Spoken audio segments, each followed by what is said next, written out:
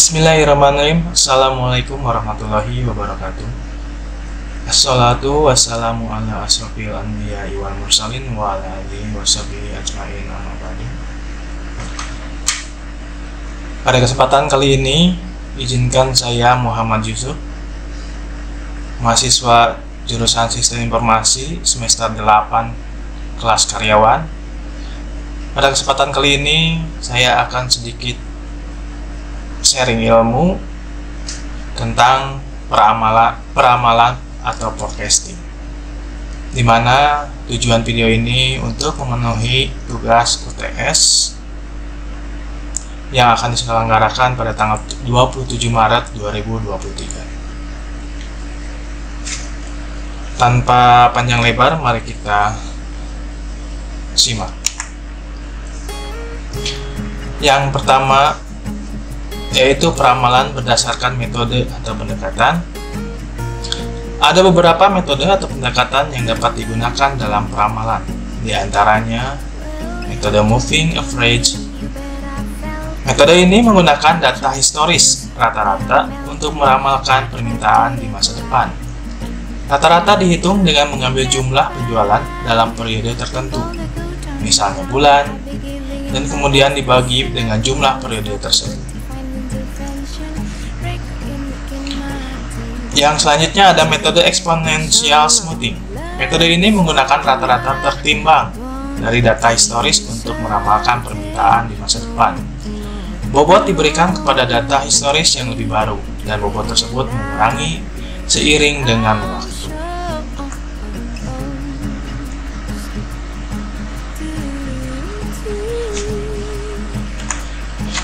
Yang selanjutnya ada metode regresi linear. Metode ini mengasumsikan hubungan linier antara permintaan dan faktor-faktor yang mempengaruhinya, seperti harga atau promosi. Metode ini menggunakan analisis regresi untuk memperkirakan nilai permintaan di masa depan. Yang selanjutnya ada metode time series. Metode ini menggunakan data historis untuk mengidentifikasi pola dan tren yang mungkin mempengaruhi permintaan di masa depan. Metode ini kemudian memperkirakan permintaan di masa depan berdasarkan tren tersebut dan pola yang teridentifikasi. Dan selanjutnya ada metode kualitatif. Metode ini menggunakan penilaian subjektif dari faktor-faktor yang mempengaruhi permintaan di masa depan, seperti tren pasar atau kebijakan pemerintah. Ini mirip-mirip yang sebelumnya, namun metode ini bergantung pada pengetahuan dan pengalaman ahli atau orang yang berpengalaman dalam industri atau pasar tertentu. Setiap metode atau pendekatan memiliki kelebihan dan kelemahan masing-masing, dan pemilihan metode tergantung pada sifat bisnis atau pasar yang dihadapi. Dalam prakteknya, seringkali digunakan kombinasi beberapa metode untuk memperoleh peramalan yang lebih akurat dan reliable.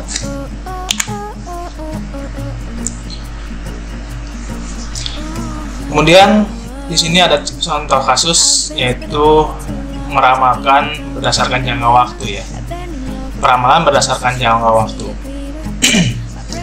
Perusahaan A memproduksi pakaian dan ingin meramalkan jumlah penjualan pakaian mereka selama 12 bulan ke depan. Untuk membuat peramalan ini, mereka dapat menggunakan data historis penjualan pakaian mereka selama 2 tahun terakhir. Jadi data 2 tahun terakhir yang akan kita pakai.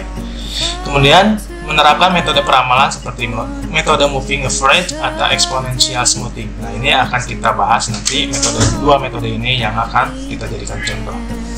Kemudian misalnya setelah menganalisa data historis mereka, perusahaan A menemukan bahwa penjualan mereka cenderung meningkat selama musim semi dan musim panas, dan menurun selama musim gugur dan musim dingin. Ini mungkin ada di negara-negara lain ya, yang ada beberapa musim. Kemudian dengan menggunakan informasi ini, mereka di sini mungkin perusahaannya yang melakukan peramalan dapat membuat peramalan penjualan mereka untuk setiap bulan selama 12 bulan ke depan.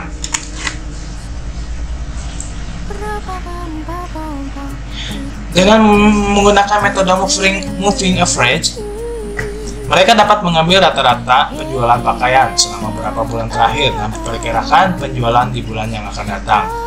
Dengan metode exponential smoothing, mereka dapat menghitung bobot untuk setiap data historis dan membuat prediksi berdasarkan pola tren dan musiman yang mereka identifikasi. Contoh lain dari peramalan berdasarkan jangka waktu adalah peramalan produksi perusahaan manufaktur. Selama 6 bulan ke depan, berdasarkan data historis produksi mereka selama 1 tahun terakhir, atau peramalan pengeluaran anggaran pribadi selama 3 bulan ke depan berdasarkan data historis pengeluaran selama 6 bulan terakhir. Perusahaan A memiliki data historis penjualan pakaian selama 2 tahun terakhir sebagai berikut. Ini kita contohkan. Di sebelah kiri ada tabel bulan dan penjualan.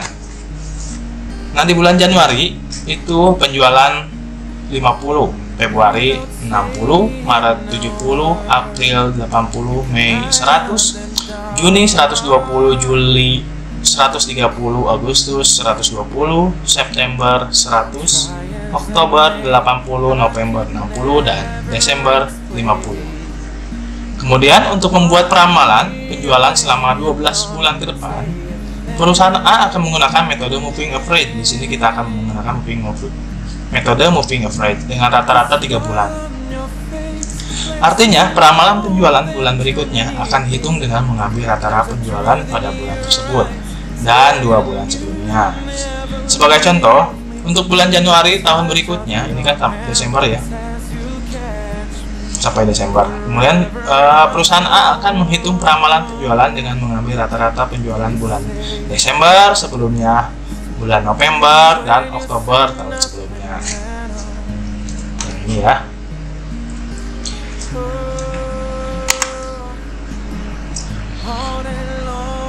Nah, peramalan penjualan Januari itu sama dengan 50 ditambah 60 ditambah 80 dibagi 3. Kenapa 3? Karena kita mengambil sampelnya 3 bulan ya.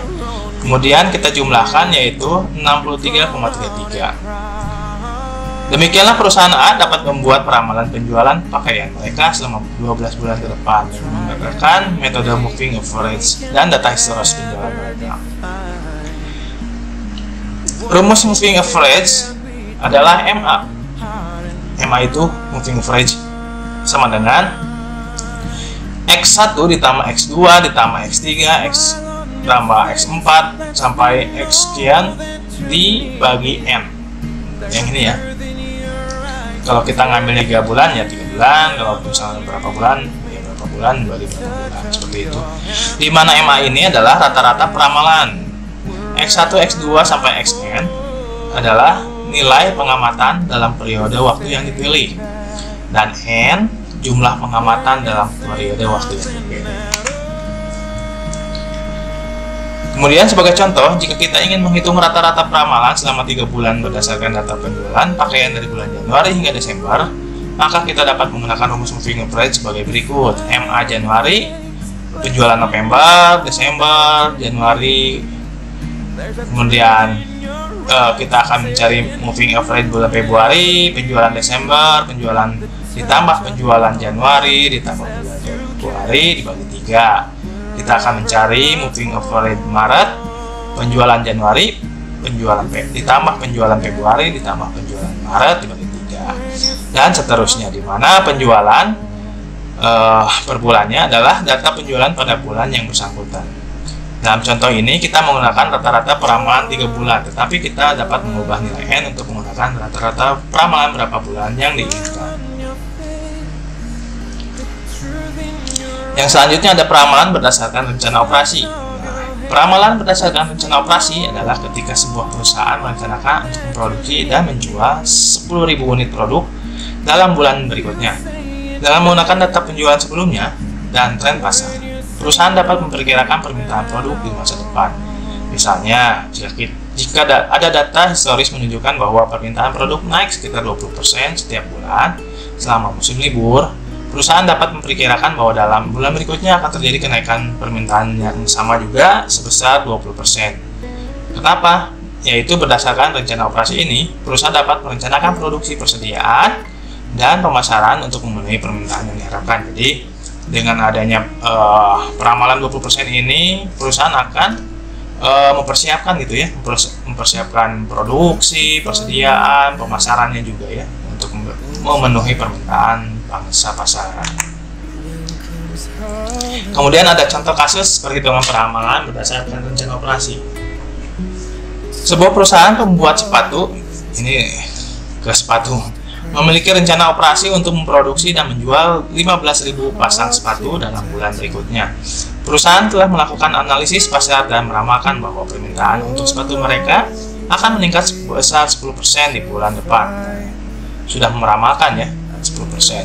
Dalam bulan lalu, perusahaan berhasil menjual 12.000 pasang sepatu. Dengan menggunakan peramalan berdasarkan rencana operasi, perusahaan dapat memperkirakan bahwa permintaan bulan depan akan menjadi 13.200 pasang sepatu.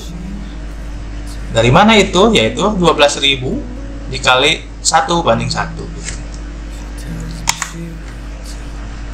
Dengan mempertimbangkan faktor-faktor lain seperti kapasitas produksi dan ketersediaan bahan baku, perusahaan dapat menyesuaikan rencana operasi mereka untuk memenuhi permintaan yang diharapkan.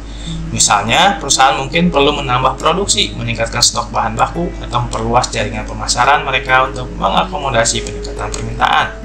Dalam hal ini, peramalan berdasarkan rencana operasi membantu perusahaan untuk mengambil keputusan yang tepat dalam mengelola produksi, persediaan, dan pemasaran, sehingga dapat memenuhi permintaan pelanggan dan mencapai tujuan bisnis mereka. Dalam perhitungan peramalan berdasarkan rencana operasi, rumus yang dapat digunakan yaitu ramalan sama dengan data historis dikali persentase perubahan, gitu ya, yang tadi. Di mana ramalan yaitu jumlah yang diharapkan untuk permintaan di masa depan, data historis jumlah penjualan atau permintaan di periode sebelumnya, persentase perubahan, persentase kenaikan atau penurunan permintaan di masa depan, ya. Kemudian dalam kasus sebelumnya, perusahaan pembuat sepatu merencanakan untuk produksi penjualan 15.000 ya, yang tadi pasang sepatu dalam bulan berikutnya. Kemudian jumlah penjualan sebelumnya adalah 12.000 pasang sepatu, dan perusahaan meramalkan bahwa permintaan akan meningkat sebesar 10%. Karena hal itu, perhitungan peramalan adalah sebagai berikut. Ramalan yaitu 12.000 dikali persentase ya, ini bukan 1:1, persentase yaitu 1,1%. Kemudian ramalan menjadi ramalannya yaitu 13.200 pasang sepatu. Dengan demikian, perusahaan dapat memperkirakan bahwa permintaan bulan depan akan mencapai 13.200 pasang sepatu dan menyesuaikan rencana operasi mereka untuk memenuhi permintaan yang diharapkan. Kemudian yang selanjutnya ada metode kualitatif menggunakan moving average. Sebuah perusahaan menjual produk tertentu selama 12 bulan terakhir dan ingin meramalkan penjualan untuk bulan ke-13. Misalnya kan bulan Januari misalnya tahun depan. Mereka menggunakan metode moving average dengan periode 3 bulan berikut. 3 bulan. Berikut adalah data penjualan dan peramalan mereka. Bulan 1 100, kemudian bulan 2 150, bulan 3 200 gitu ya. Kemudian bulan 4 250. Nah, di sebelah kanannya ada moving average-nya gitu ya, sudah ditulis. Bulan dan seterusnya ya, sampai diketahui untuk bulan 13 yaitu 633.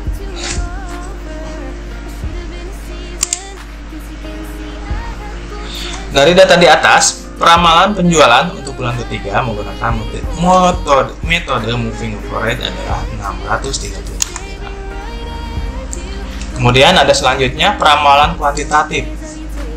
Sebuah perusahaan ingin memperkirakan penjualan sepeda motor mereka di tahun depan berdasarkan data penjualan selama 5 tahun terakhir.